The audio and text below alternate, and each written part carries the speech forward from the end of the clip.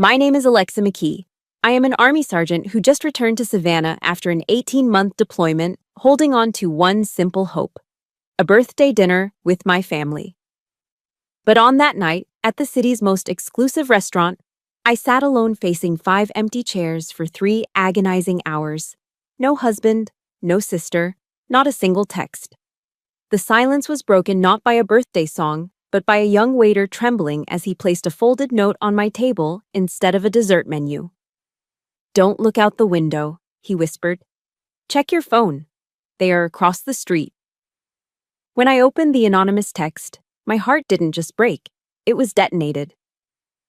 The photo loaded. Patrick, my husband, was kissing Victoria, my own sister. And on her finger sat my mother's heirloom diamond ring, the very one Patrick swore I'd lost during a mental episode. They were toasting to my insanity, planning to commit me to an asylum tomorrow to seize my military pension. But they made a fatal error. They thought I was just a weak, aging wife. They forgot I am a soldier trained to counterattack. Comment. Truth. If you believe traitors should pay, and subscribe to see how I turn their victory into a nightmare in less than 24 hours. The grandfather clock in the corner of Chez Laurent chimed 8:15. I smoothed the fabric of my navy blue silk dress for the 100th time. It was a garment I felt ridiculous in. Too soft, too slippery, bought solely because Patrick constantly complained that I looked too rigid in my ACUs. "You need to soften up, Alexa," he had told me before I deployed. "Be a wife, not a sergeant." So, here I was, soft, exposed, and completely alone. The restaurant was the crown jewel of Savannah's historic district, a place where the chandeliers dripped crystal and the air smelled of roasted duck and old money. But at table number 6, the atmosphere was as cold as a tomb. 5 chairs sat opposite me, aggressively empty. My husband, Patrick. My sister, Victoria.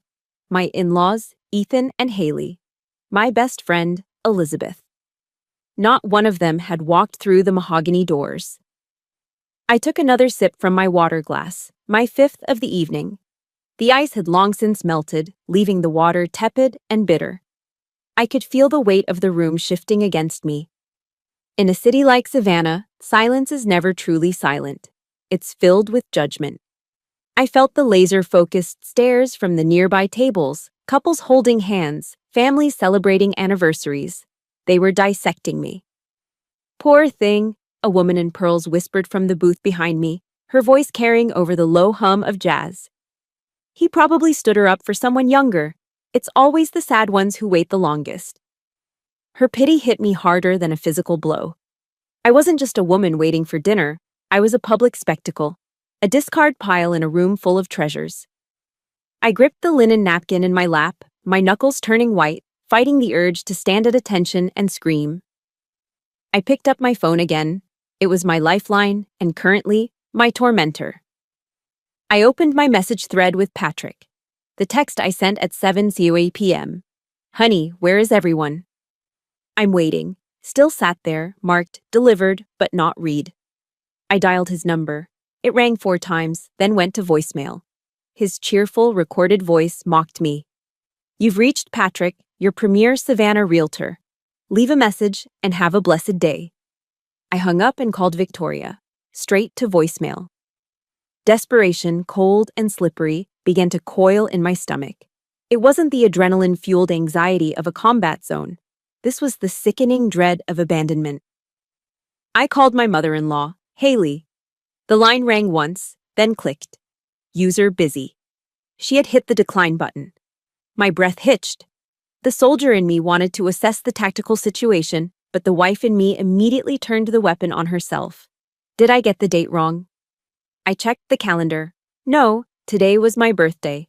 Did I say something to offend them last week? Was I too loud? Did I have another episode I don't remember? Patrick had been telling me for months that my memory was slipping, that the stress of the service was making me unreliable. Maybe he was right. Maybe they were all punishing me for something I didn't even know I had done.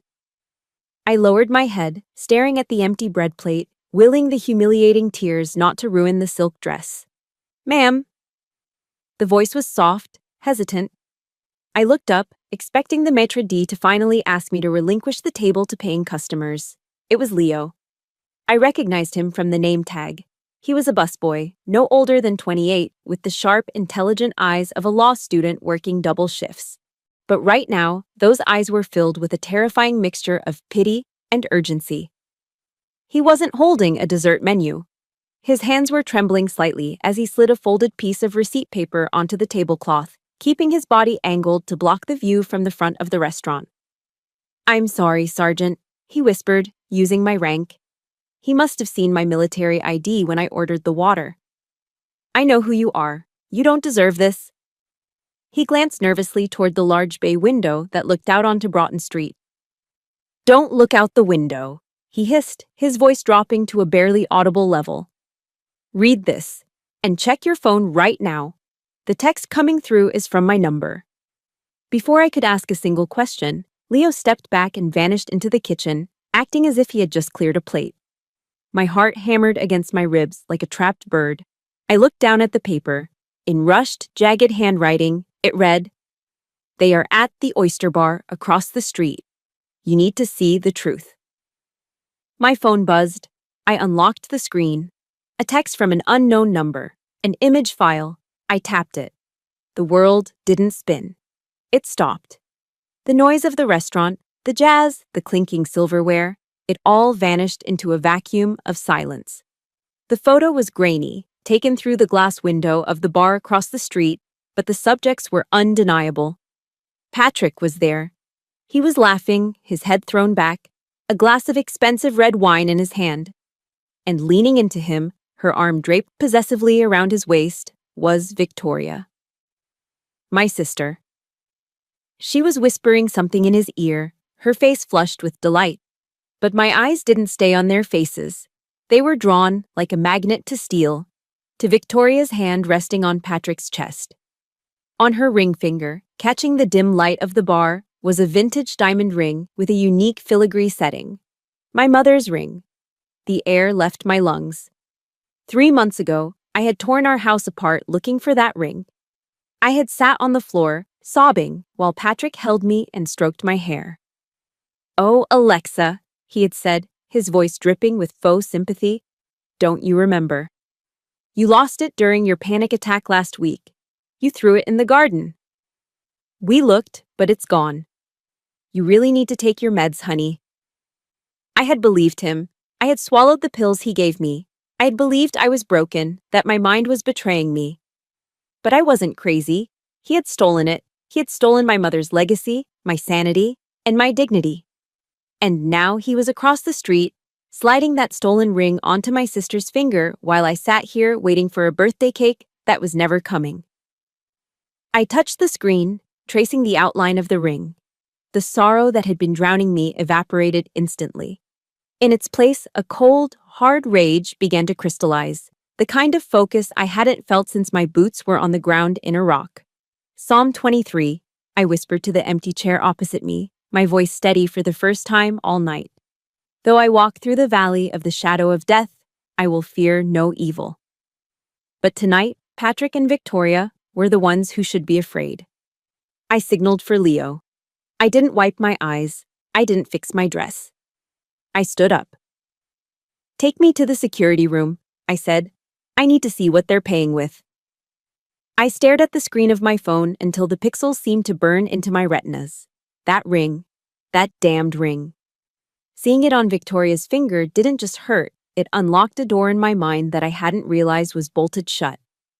The fog that had clouded my brain for the last 3 months began to lift, replaced by a clarity so sharp it cut like a knife.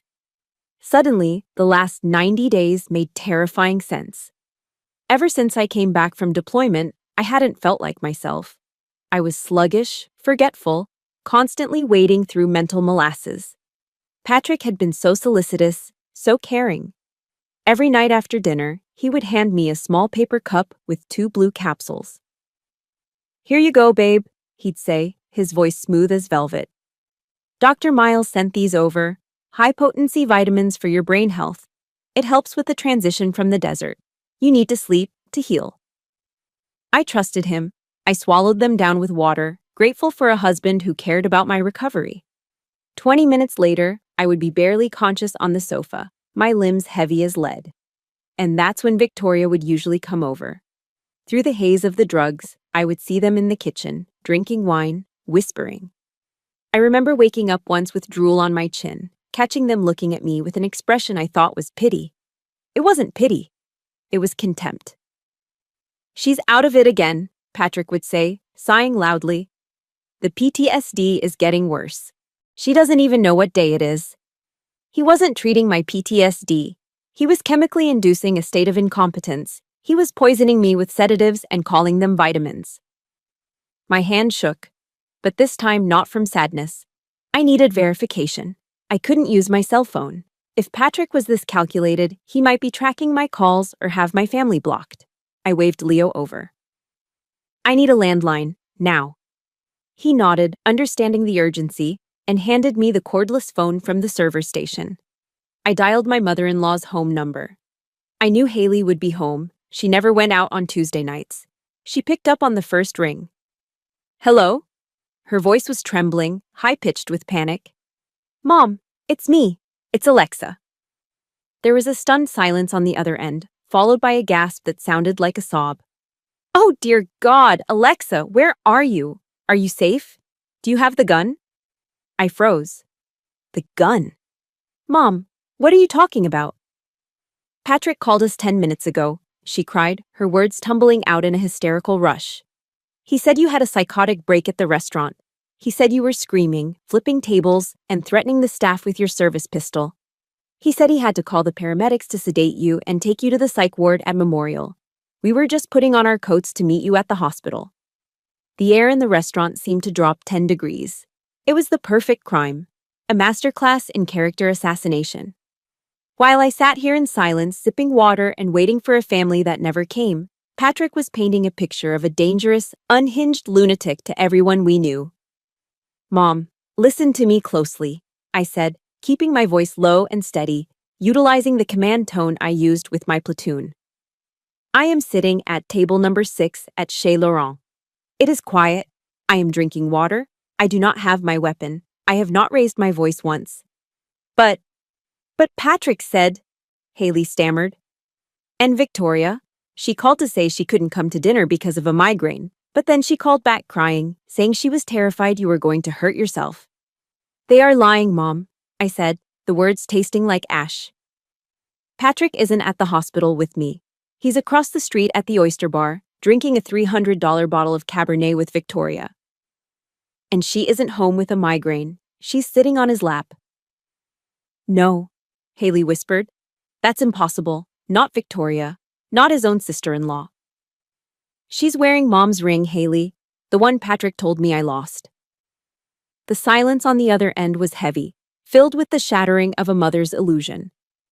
"I need you to trust me," I said. "Don't call him. Don't let him know I know. Just stay by the phone." I hung up. The deep sadness of the abandoned wife was gone. The confusion of the forgetful patient was gone. In their place stood Sergeant McKee. I remembered a sermon our pastor gave before I deployed. "The truth will set you free." But Patrick had used lies to build a cage around me.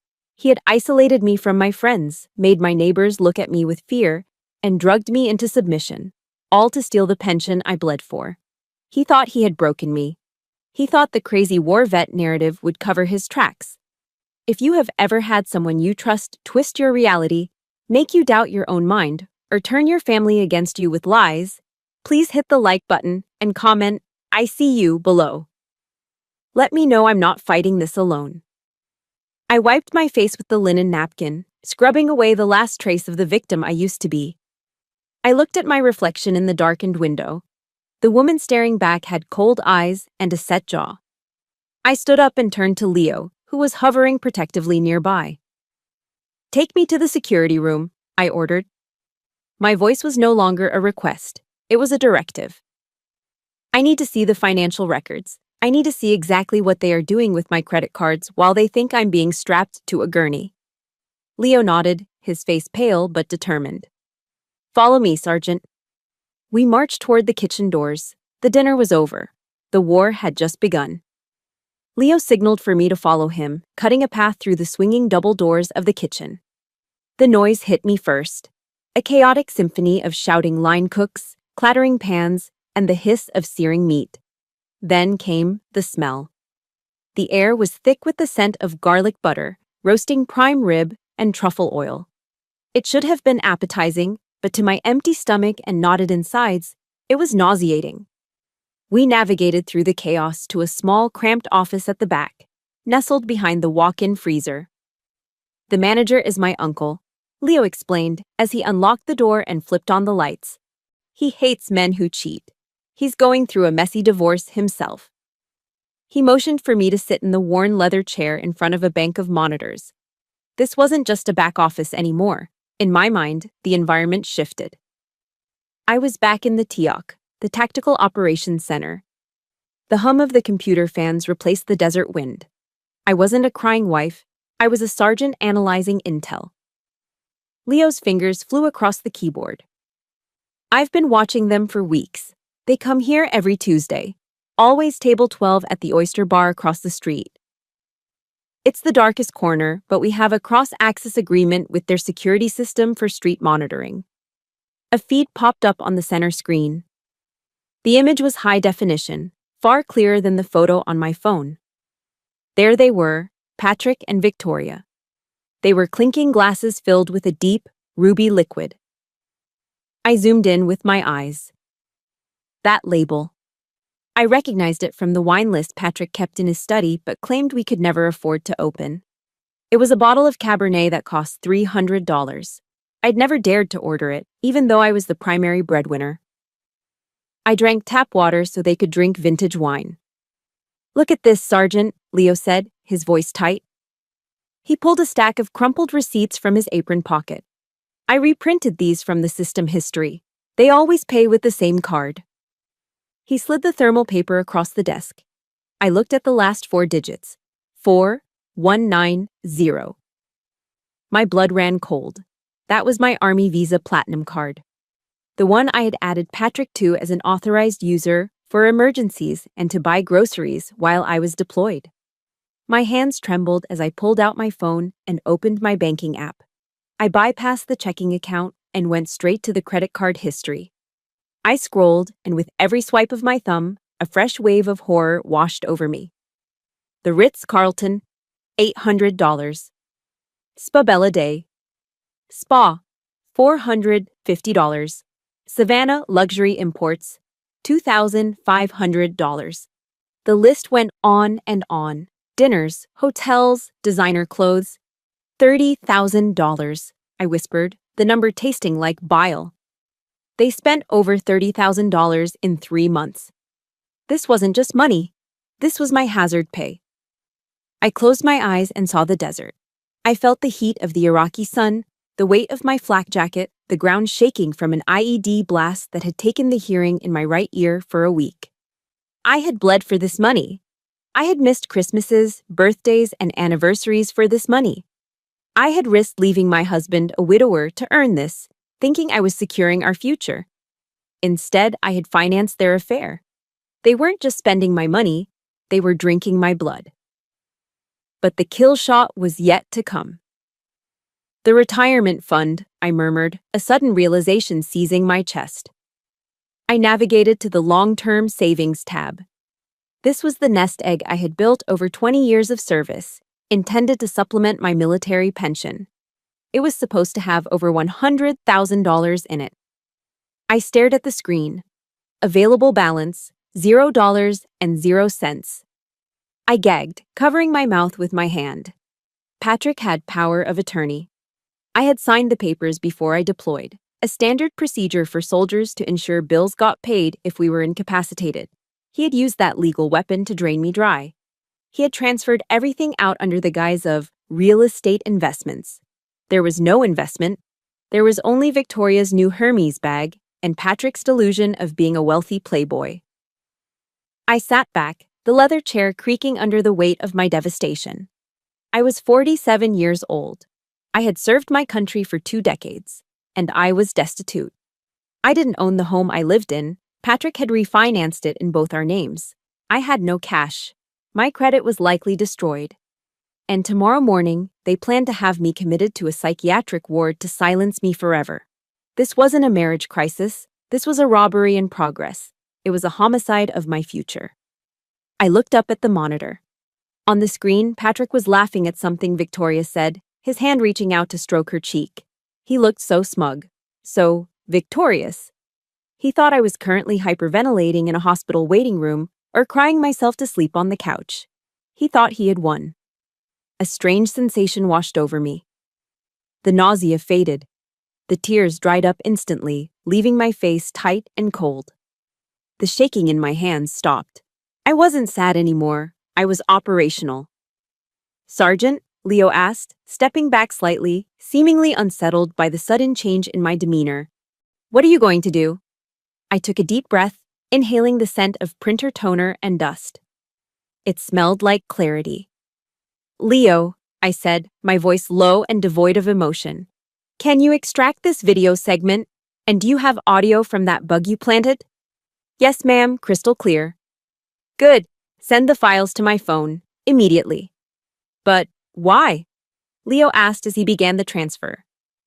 "To start a war," I replied, my eyes locked on Patrick's smiling face on the screen. They had taken my money. They had taken my love. They had taken my trust. But they had made a grave miscalculation. You can strip a soldier of her weapon, but you cannot strip her of her training. "They want to tell the world I'm crazy," I said, unlocking my phone and opening WhatsApp. "Fine, I'll show them exactly what a crazy woman can do." I tapped the screen and created a new group chat. I didn't add just Patrick and Victoria. I added everyone, my in-laws, my step-aunt, the cousins, the church pastor, and finally Patrick's boss, Colonel Thompson. I typed the name of the group, The Truth About the McKee Family. It was time to drop the bomb. Leo reached into his apron pocket and pulled out a small black case. He opened it to reveal a sleek Bluetooth earpiece. "I shouldn't have this," he murmured, his eyes darting around the office to ensure we were alone. "It's a long-range directional mic. I bought it online to listen to gossip at the tables. It gets boring during the lull between shifts. But tonight?" He trailed off, handing it to me. "Tonight, it's a weapon." I placed the device in my ear. At first, there was only the static hiss of the ambient room noise, clattering silverware, the hum of the air conditioner. Then, Leo adjusted a dial on his laptop, and the audio sharpened into focus. The first sound I heard was Victoria's laughter. It wasn't the sweet giggle I remembered from our childhood. It was a jagged, cruel sound that grated against my eardrum. "Oh my God, babe, did you see her?" Victoria's voice came through crystal clear, slurring slightly from the wine. "She's sitting there in that ridiculous blue dress. She looks like a sausage casing about to burst. I told her to stick to her camouflage. At least that hides the ugly." Her words felt like acid being poured directly into my ear canal. I squeezed my eyes shut. This was the sister I had practically raised. I remembered skipping lunch for a month when I was 22, just to save enough money to buy her the perfect emerald prom dress because our parents couldn't afford it. I had been the one to zip her up, telling her she looked like a princess.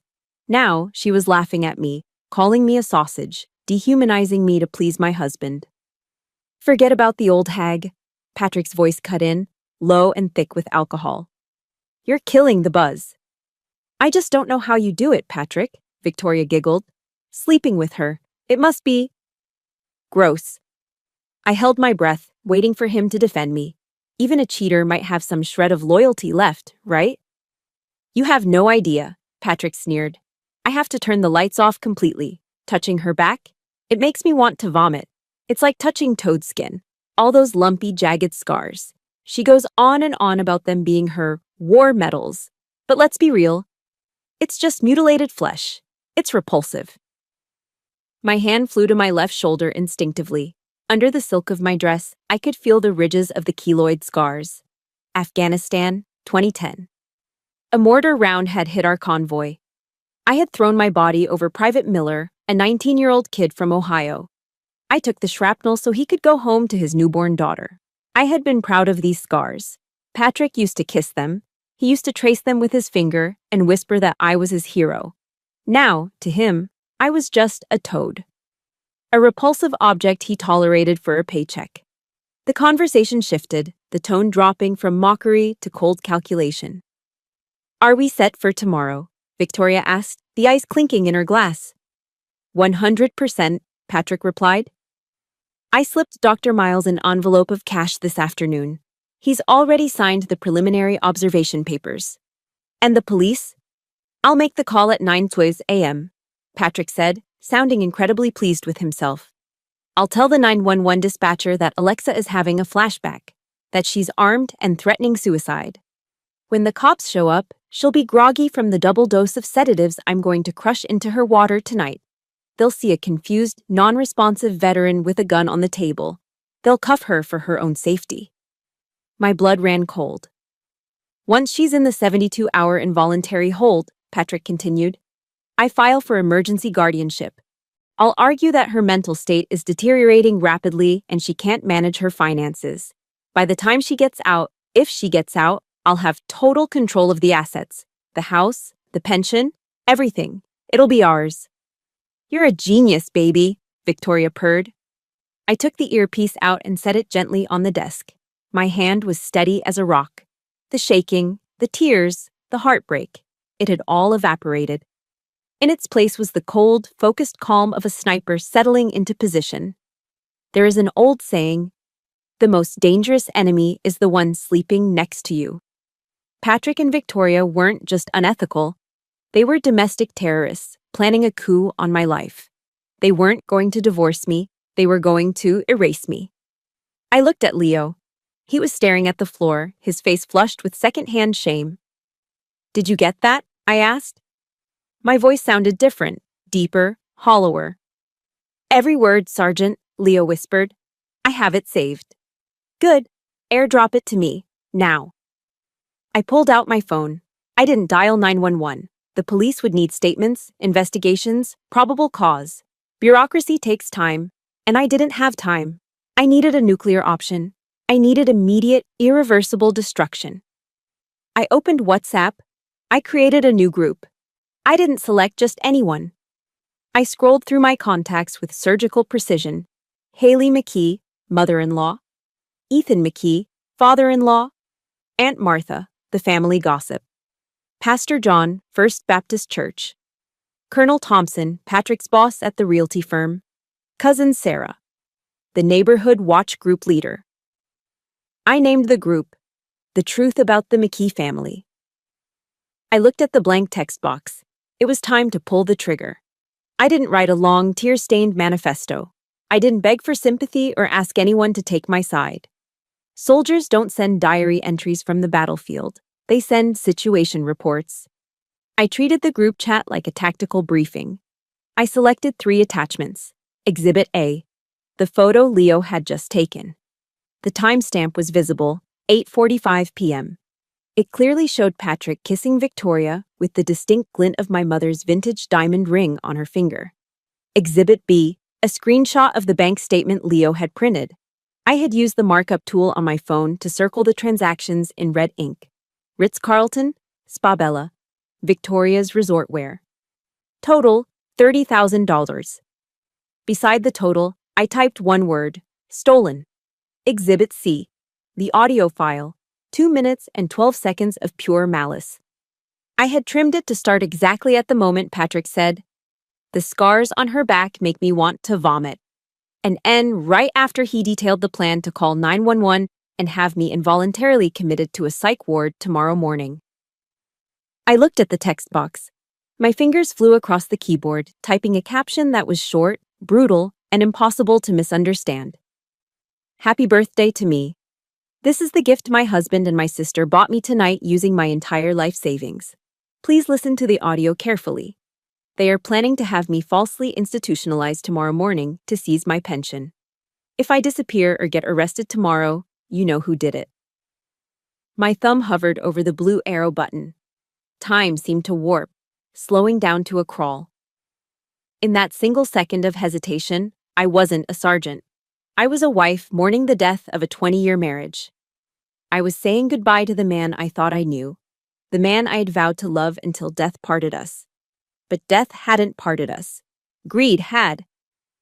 I took a sharp breath. Goodbye, Patrick. I pressed send. The screen showed a spinning circle for a heartbeat, and then delivered. 2 blue check marks appeared instantly. I set the phone down on the desk. For 10 seconds, there was silence.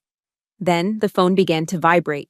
It started as a low buzz and quickly escalated into a violent spasm, dancing across the hard surface of the desk like a live grenade. Notifications flooded the screen in a torrent. Aunt Martha.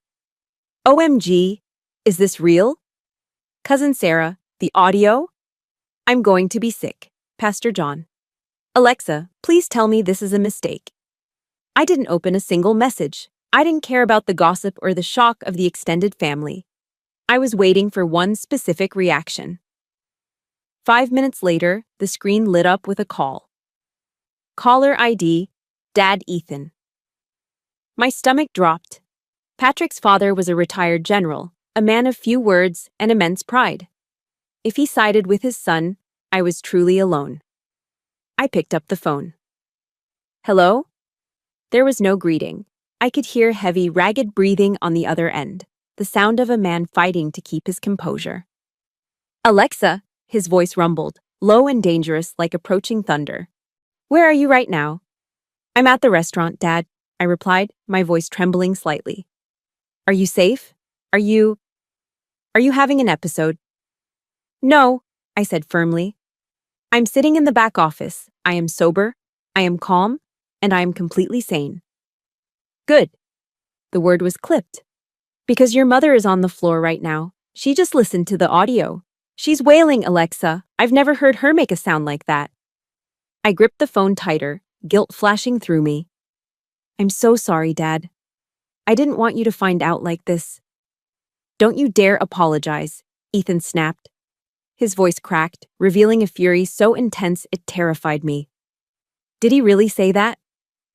Did he really say your shrapnel scars, the scars you got saving a 19-year-old boy's life, make him vomit? Yes, I whispered. He did. That son of a bitch, Ethan roared. I heard something shatter in the background. A glass, maybe a vase. He is dead to me. Do you hear me? He is no son of mine. He has dishonored this family, and he has dishonored the uniform. Dad! Go home, Alexa, he ordered, shifting instantly into command mode. Go home right now. Call a locksmith. Change every damn lock in that house. Do not let him inside tonight. Your mother and I are driving down from Charleston. We will be at your front door at 900 hours sharp. Okay, I said, tears finally spilling over, not from sadness, but from relief. I'll see you at 0900. Lock and load, soldier, he said, and the line went dead. I lowered the phone. The weight that had been crushing my chest all night finally lifted. I wasn't alone. I had reinforcements. I turned to Leo. He was standing by the door, pretending not to listen, but his eyes were wide. I opened my wallet. I had $500 bills tucked inside, my emergency cash stash that I always kept on me. I pulled them all out. It was the last liquid asset I had to my name. Here, I said, shoving the cash into his hand. Sergeant, no. Leo shook his head, backing away. I can't take that. I just did what was right. Take it, Leo. I grabbed his hand and forced the bills into his palm. You didn't just serve water tonight, you saved my life. You gave me the ammo to fight back. If you hadn't slipped me that note, I would be in a psych ward by tomorrow afternoon. Leo looked down at the money, then up at me, his eyes rimmed with red. Give him hell, Sergeant. I intend to. I walked out the back door of Chez Laurent. The night air of Savannah hit my face, humid and smelling of jasmine and impending rain. It was a beautiful night. I walked to my car, my heels clicking rhythmically on the pavement. I felt lighter, sharper. The party was over, but the eviction was just beginning. I got into my car and locked the doors. I had a long night ahead of me. I had to turn my home into a fortress before the enemy returned. I pulled into my driveway at 10 Sault p.m. The house looked the same as I had left it. Perfectly manicured lawn, the white picket fence glowing under the street lamps. It looked like the American dream. But inside, it was a crime scene of a marriage. I didn't cry. I didn't collapse. I picked up my phone and called Mark, an old buddy from my unit who now ran a 24-hour locksmith service in Savannah. Mark, it's an emergency, I said. I need a full perimeter rekey. Front, back, garage, and the side gate. Tonight. By 11 p.m., the deadbolts were replaced. Mark didn't ask questions.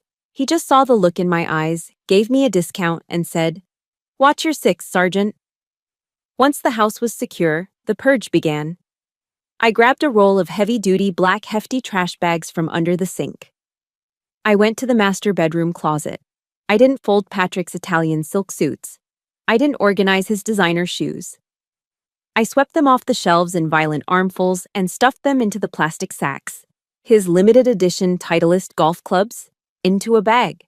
His collection of vintage bourbon. I didn't break them. I didn't want to give him the satisfaction of calling me destructive. I tossed them into a bag with his dirty gym socks. I dragged the bags, 15 of them, to the back patio, stacking them in a pile that looked like curbside refuse, because that's what they were. I didn't sleep. At 06 hours, I brewed a pot of black coffee, strong enough to wake the dead. I went to the guest room closet where I kept my gear. I bypassed the civilian clothes Patrick liked. I reached for my dress blues. I put on the uniform with ritualistic precision. Shirt tucked tight, tie straight, jacket buttoned. I pinned my ribbons and medals to my chest. The weight of them felt grounding. This wasn't a costume, it was my armor. I sat in the armchair facing the front door. On the coffee table in front of me, I placed my service pistol. The magazine was removed, the chamber empty, and the safety on. It wasn't there to be used. It was a statement. It was the visual deterrent for the lie he was about to tell. I waited. At 9:15 a.m., a familiar silver BMW pulled into the driveway. I watched through the sheer curtains. Patrick stepped out, looking disheveled but trying to compose himself. In his hand was a bouquet of wilting carnations, wrapped in cheap plastic, clearly bought from the gas station down the road. The "I'm sorry I missed dinner" special. He walked to the door, put his key in the lock, and turned. It didn't budge. He frowned, jiggling it. He tried again. Nothing. "Alexa," he called out, his voice muffled by the wood. He knocked, then pounded. "Alexa, are you in there? Open the door, you're scaring me." He was shouting loudly, pitching his voice so the neighbors, the nosy HOA board members, would hear. He was setting the stage. Worried husband, unstable wife. I stood up, smoothed my jacket, and walked to the door. I unlocked the main wooden door and swung it open, but I kept the metal security screen door locked tight between us. Patrick lunged forward, then stopped, his nose inches from the mesh. He saw me. He saw the uniform. He saw the cold, dead look in my eyes. "What the hell is this?" he hissed, dropping the act for a second. "Why are the locks changed?" Then he glanced at my chest, at the medals. A smirk twisted his face. "Oh, Jesus, Alexa, you're wearing the suit? Are you having a flashback? Do you think you're in Baghdad? Did you take the pills I left you?" "Go home, Patrick," I said, my voice calm and projecting clearly through the screen. "Your belongings are in trash bags on the back patio. The gate is unlocked for 15 minutes. The passenger door of the BMW opened. Victoria stepped out. She was wearing oversized sunglasses to hide her hangover, clutching a designer purse, likely bought with my hazard pay. "Sissy," she wailed, rushing up the walkway, putting on a show of tears. "Oh my God, we were so worried. We drove to 3 hospitals looking for you last night. Please, let us in, you're not well." It was repulsive. A bad soap opera played out on my front porch.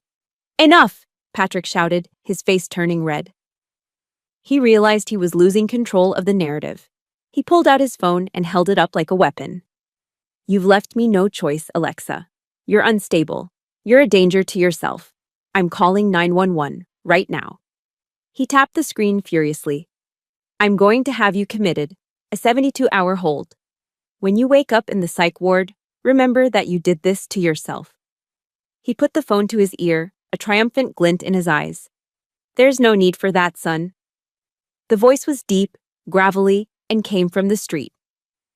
Patrick spun around. He had been so focused on his performance, he hadn't heard the vehicle approach. Parked silently at the curb, engine idling with a low rumble, was a black Ford F-150. My father-in-law's truck. The driver's door opened. Ethan McKee stepped out. He was 70 years old, a Vietnam veteran, and he looked like a thunderstorm about to break. In his right hand, resting casually on his shoulder, was a Louisville Slugger baseball bat.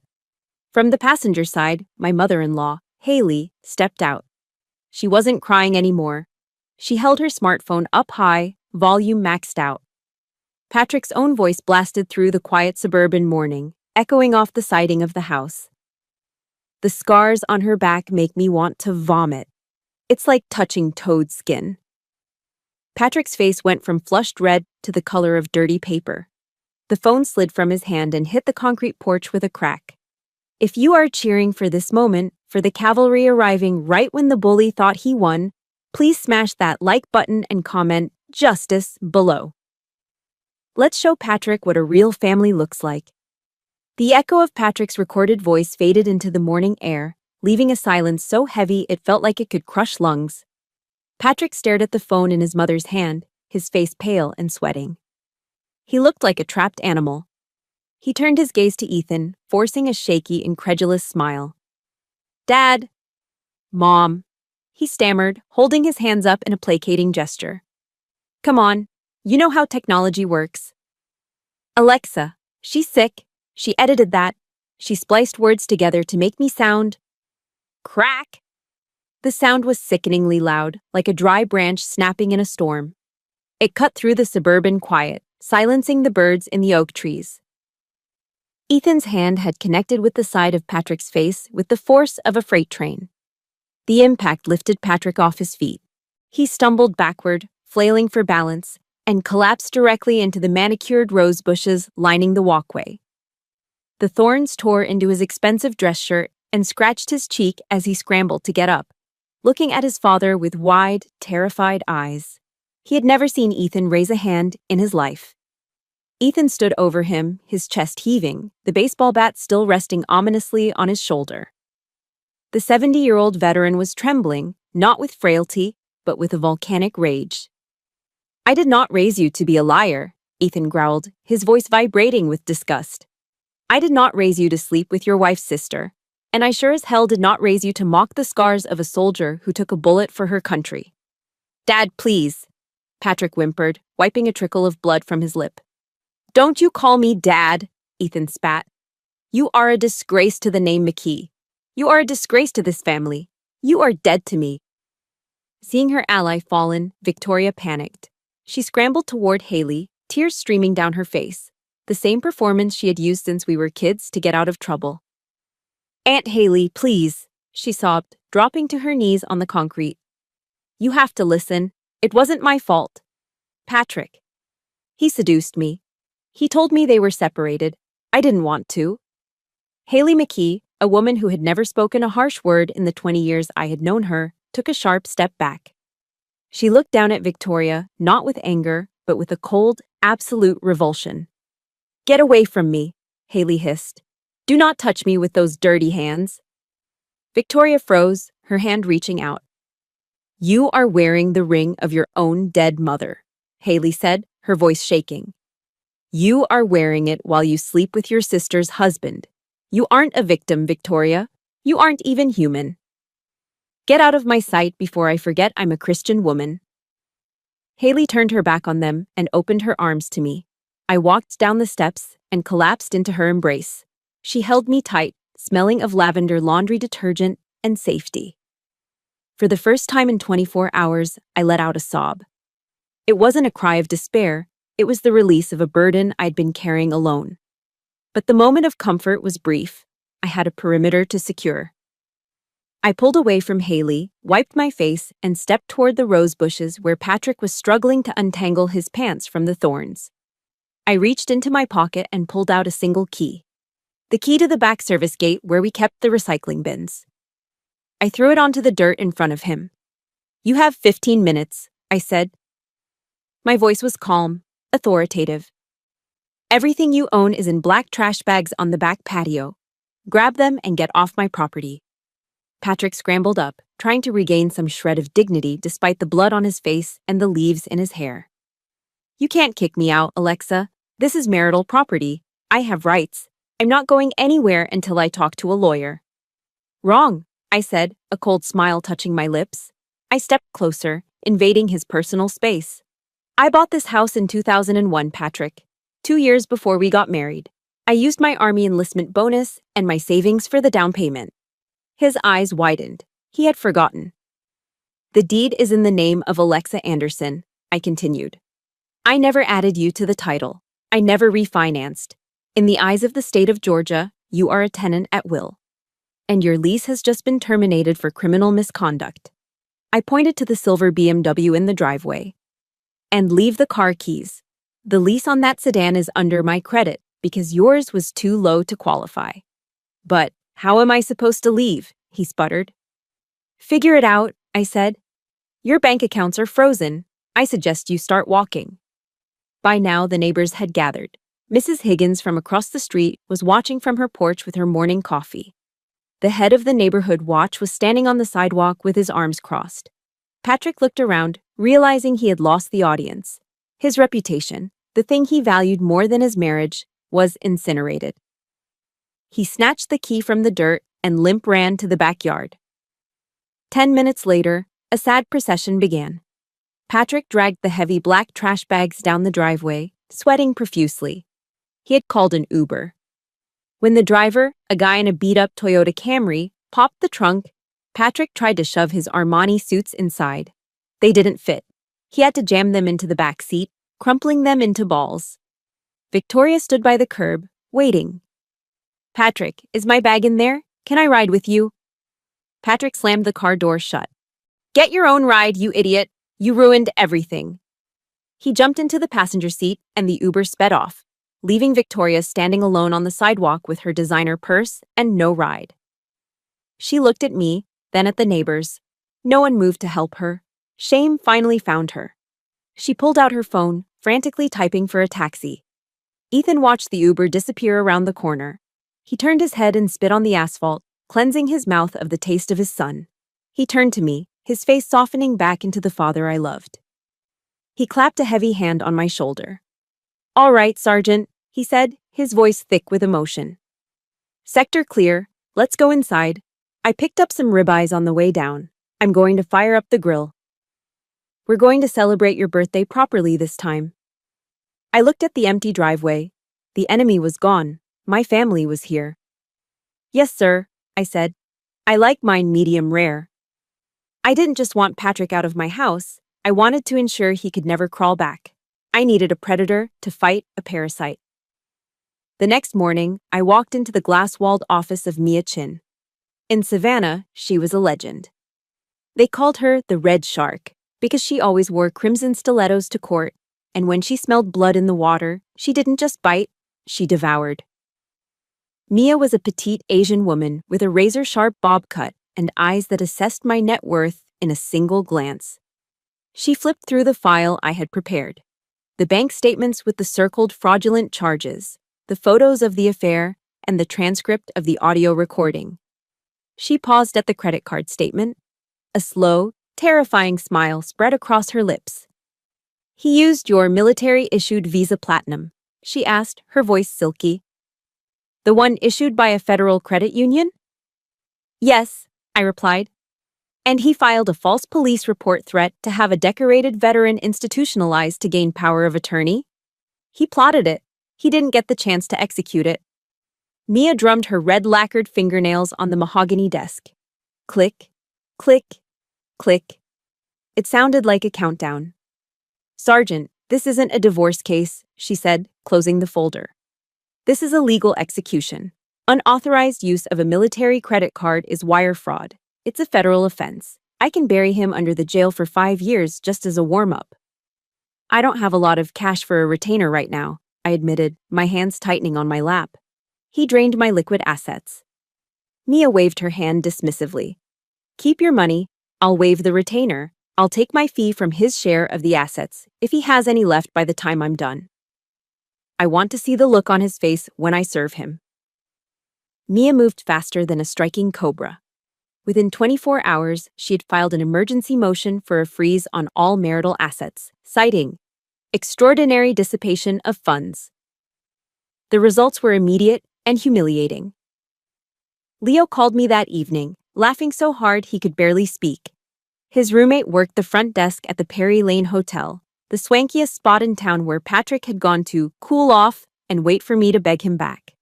He tried to check in, Leo choked out. He slapped that platinum card on the counter like he owned the place. The machine beeped loud enough for the whole lobby to hear. Declined. He tried 3 other cards, Leo continued. All frozen. The concierge said he started screaming about a bank error, but they escorted him out.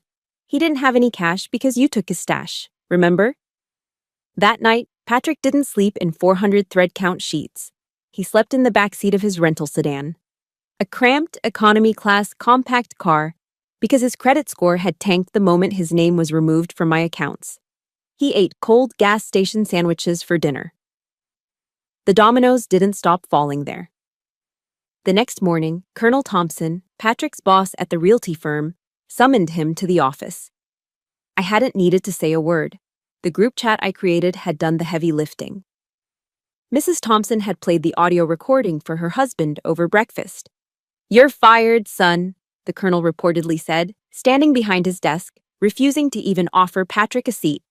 "We sell homes to military families. Trust is our currency. I cannot have a man who steals from a deployed soldier representing this company. It violates our code of ethics, and frankly, it turns my stomach." Patrick walked out of that office with a cardboard box of his belongings, unemployed and homeless. Victoria fared no better. The Southern church community is tight-knit and talks faster than a telegraph. By Sunday service, she was a pariah. When she walked into the sanctuary, the entire third row stood up and moved to the other side of the aisle.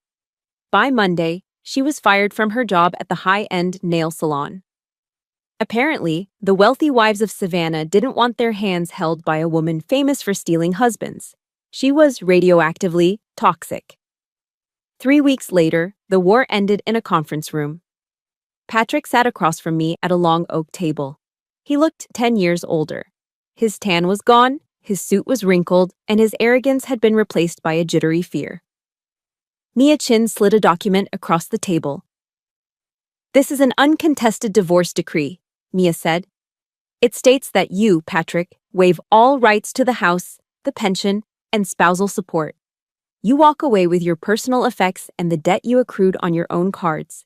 In exchange, Sergeant McKee agrees not to press federal charges for credit card fraud and identity theft." Patrick looked at the paper, then at me. "Alexa, please." "I have nothing." "You have your freedom," I said, my voice flat. "Which is more than you were going to leave me." He picked up the pen. His hand shook as he signed the line. Patrick McKee. Just like that, he was gone. I walked out of the office into the bright Georgia sunlight. I had my house back. I had my paycheck back. I had my name back. But there was one loose end, one piece of the puzzle that still kept me awake at night. My mother's ring. Patrick claimed he didn't have it. He said he gave it to Victoria, and she lost it when he kicked her out of the rental car. I knew they were lying. That ring was the only asset they had left. I put on my sunglasses. I had won the war, but I had one last retrieval mission to complete. 3 months had passed since the divorce was finalized. The calendar on my wall no longer marked court dates or lawyer appointments. It marked yoga classes and volunteer shifts at the local Veterans Center. I walked through the automatic sliding doors of Whole Foods, the blast of air conditioning cooling the Savannah humidity on my skin. I took a deep breath. I used to dread grocery shopping because Patrick would scrutinize every receipt, complaining if I bought name-brand cereal. Now, my cart was a testament to my freedom. I tossed in a fillet of wild-caught salmon, a bag of organic kale, and a bottle of expensive kombucha. I was sleeping 8 hours a night. I hadn't touched a sedative in 90 days. My skin was glowing, my back stood straight, and for the first time in years, I felt like the woman who had earned those stripes on her uniform. I steered my cart toward the back of the store, near the dairy section, where they kept the last chance clearance bin. It was a habit from my childhood that I couldn't quite break, checking for deals. That's when I saw her. At first, I didn't recognize the figure hunched over the refrigerated bin. She was wearing a faded yellow t-shirt that looked 2 sizes too big and stained at the collar. Her hair, usually blown out and glossy, was pulled back in a messy, greasy bun. She looked skeletal, her collarbones protruding sharply against her pale skin. She was rummaging through the pile of discounted yogurts and wilting salads that were about to hit their sell-by date. It was Victoria. My breath hitched in my throat, but not from fear. It was shock. The glamorous, arrogant woman who had sneered at my sausage casing dress was gone. In her place was a ghost. I watched her pick up a container of potato salad marked down by 50%. She checked the price tag, counted the crumpled dollar bills in her hand, and sighed. I almost turned around. I almost walked away to let her rot in her own misery. But then, as she reached for a carton of milk, the fluorescent lights of the supermarket caught a flash of brilliance on her left hand. She was still wearing it, my mother's ring. The diamond sparkled incongruously against her unmanicured hand and dirty fingernails. It looked grotesque, like a crown on a corpse. The anger didn't explode like a bomb this time. It rose cold and steady, like a rising tide. That ring didn't belong in a discount bin. It didn't belong to a traitor. I pushed my cart forward, moving with purpose, and parked it diagonally across the aisle, blocking her exit. Victoria looked up, startled. When she saw me, her eyes widened in panic. She flinched so hard she dropped the potato salad. It hit the floor with a wet thwack, the plastic lid popping open. "Sister, Alexa," she stammered, backing up until she hit the refrigerated case. I didn't know you shopped here." "Take it off," I said. My voice was low, devoid of warmth. It wasn't a request. Victoria instinctively covered her left hand with her right. "What?" "Alexa, please, I'm having a really hard time. Patrick? He kicked me out of the rental car that day. He blocked my number. I lost my job. I'm about to be evicted."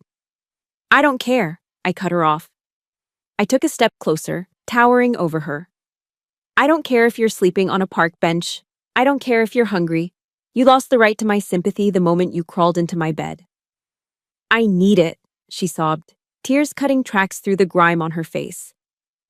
"I tried to sell it at a pawn shop downtown, but they wouldn't take it without the original authentication papers or a certificate of inheritance. They thought I stole it."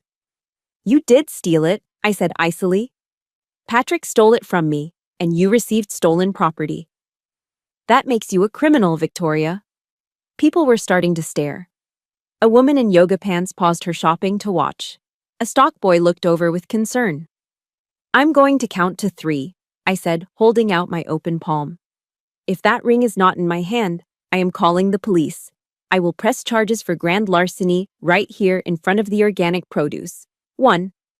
Victoria trembled. She looked at the bystanders, then back at my face. She saw no mercy there. 2. Okay, take it," she cried. She yanked the ring off her finger. It was tight. She had to twist it over her knuckle. She dropped it into my palm. It felt heavy and warm from her skin. "I'm sorry, Alexa," she whimpered, wiping her nose on her sleeve. "Please, can you spare $20, just so I can buy some food?" I reached into my purse. I pulled out a travel pack of Kleenex. I took a tissue and deliberately, slowly, wiped the ring. I scrubbed the band, the diamond, the setting, cleaning off her sweat and her betrayal as if it were a physical contaminant. I didn't look at her. I looked only at the ring. "Don't ever call me sister again," I said, wrapping the ring in the clean tissue and placing it in my pocket. "Mom would be heartbroken if she knew she gave birth to a woman like you." I turned my cart around and walked away. I didn't look back at the clearance bin. I didn't look back at the crying woman. I paid for my groceries and walked out into the blinding Savannah sunshine. I stood on the sidewalk, clutching the tissue in my pocket. I thought I would feel sentimental. I thought I would want to put it on and cry for my mother. But as I unwrapped it in the sunlight, I felt nothing. The stone was cold. The magic was gone. It had been on Victoria's finger. It had been part of their affair. It was tainted. I looked across the street. There was an old, family-owned estate jeweler there, a place that bought vintage pieces for cash. I didn't hesitate. I crossed the street. The bell above the door chimed as I entered. The jeweler, an elderly man with a loop around his neck, looked up. "I want to sell this," I said, placing the ring on the velvet counter. "Today. Cash." He inspected it for 5 minutes. "It's a beautiful piece," he murmured. "Mid-century cut, very high clarity. I can offer you $15,000. "Deal," I said. 10 minutes later, I walked out with a thick envelope in my purse. I felt lighter than air. I had traded a heavy, corrupted memory for $15,000 of freedom. I wasn't going to keep the money for myself, though. I knew exactly where it was going. Mom was in my heart, not in that rock, and I was finally free. Exactly 1 year to the minute after the worst night of my life, I walked back through the mahogany doors of Chez Laurent. The maitre d' smiled warmly, recognizing me not as the pitiable woman who had been stood up, but as a regular patron. He led me through the bustling dining room, past the crystal chandeliers and the murmuring couples, straight to table number 6 by the bay window. The table was the same. The view of the street, where I had once watched my world crumble through a pane of glass, was the same. But tonight, everything else was different. There were no empty chairs. To my right sat Ethan. He was in the middle of telling one of his terrible dad jokes, his booming laugh drawing smiles from nearby tables. He wasn't just a father-in-law anymore, he was the father I'd always wished for. To my left sat Haley. She looked radiant in an emerald green dress, a color she told me Patrick had always forbidden her to wear because he said it was too loud. She was sipping champagne and actually glowing. Across from me sat Mia Chin. She wasn't wearing her sharkskin court suit. She was in a silk blouse, her hair loose. We weren't lawyer and client anymore.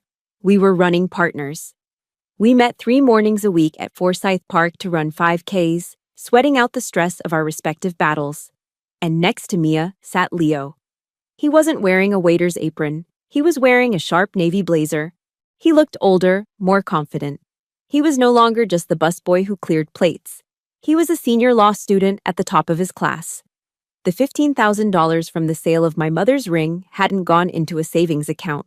It had gone directly to the university registrar to pay for Leo's final year of tuition. My mother's legacy was no longer a cold stone on a trader's finger. It was investing in a young man's future who had the courage to tell the truth. "Sergeant on deck," Ethan announced as I sat down, raising his glass. "At ease, soldier," I laughed, placing my napkin on my lap. The air around the table was thick with genuine warmth. We ordered appetizers, calamari, crab cakes, the things we liked, not what Patrick deemed appropriate. Nobody mentioned his name. Nobody mentioned Victoria. They didn't exist in this space. They were ghosts.